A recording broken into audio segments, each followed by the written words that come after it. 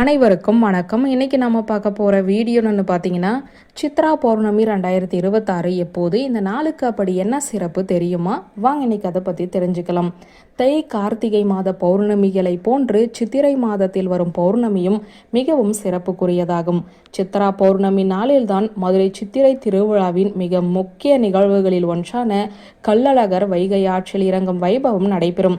இது தெய்வீக ஆசீர்வாதத்தை பெறுவதற்கும் பாவங்களிலிருந்து விடுபடுவதற்கும் மிக முக்கியமான நாளாக கருதப்படுகிறது. சித்ரா பௌர்ணமிக்கு மட்டும் ஏன் இந்த சிறப்பு என்பதை இந்த வீடியோவை பார்த்து தெரிந்து கொள்வோம். தமிழகத்தில் இந்துக்களால் கொண்டாடப்படும் மிக முக்கியமான பண்டிகைகளில் ஒன்றாக இந்த சித்ரா பௌர்ணமி கருதப்படுகிறது.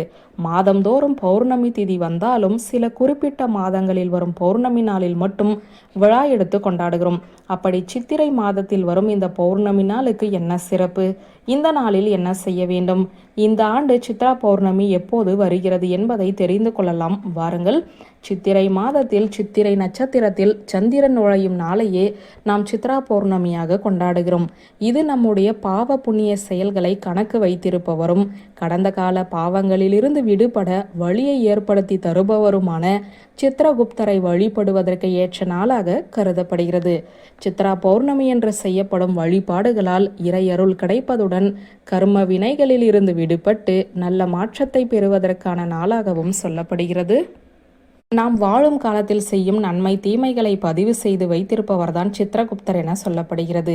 நாம் இறந்த பிறகு நாம் செய்த கர்ம வினைகளின் அடிப்படையில் நாம் சொர்க்கத்திற்கு செல்ல வேண்டுமா அல்லது நரகத்திற்கு செல்ல வேண்டுமா என்பதை சித்ரகுப்தர் தான் தீர்மானிக்கிறார். நாம் மரணத்திற்கு பிறகு நரகத்தில் துன்பங்களை அனுபவிக்க கூடாது.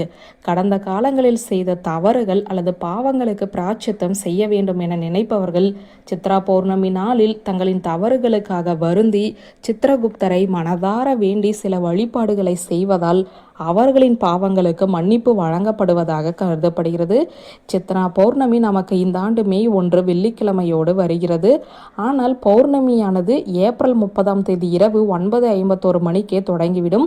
மே 1 இரவு 11:07 மணி வரை இந்த பௌர்ணமி நிறைவடைகிறது. சித்திரை நட்சத்திரமானது ஏப்ரல் 30 அதிகாலை 1:11 மணிக்கு ஆரம்பித்து மே 1 அதிகாலை 2:41 மணி வரை இந்த சித்திரை நட்சத்திரம் இருந்து முடிகிறது.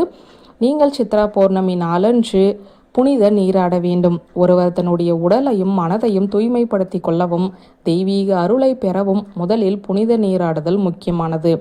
இந்த நாளில் சித்ரகுப்தரையும் சிவபெருமானையும் வழிபடுவதால் மனதில் அமைதியும் இறையருளும் கிடைக்கும். இதனால் கர்ம வினைகள் குறையும்.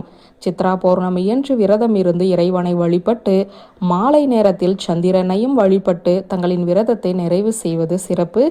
ஏழைகளுக்கு உணவு, உடை, அத்தியாவசிய பொருட்களை வழங்குவதால் நம்முடைய கர்ம வினைகளை பெருமளவில் குறைக்கலாம். இந்த நாளில் திருவண்ணாமலையில் கிரிவலம் வந்து வழிபடுவது பாவங்களை போக்கி மிக பெரிய புண்ணியத்தை பெற்றுத்தரும். இதனால் சித்ரா பௌர்ணமி என்று திருவண்ணாமலை கிரிவலம் செல்வதை பலரும் வழக்கமாக வைத்துள்ளார்கள். வியூவர்ஸ், இந்த வீடியோ உங்களுக்கு பிடித்திருந்தால் லைக், கமெண்ட், ஷேர் பண்ணுங்க. நன்றி.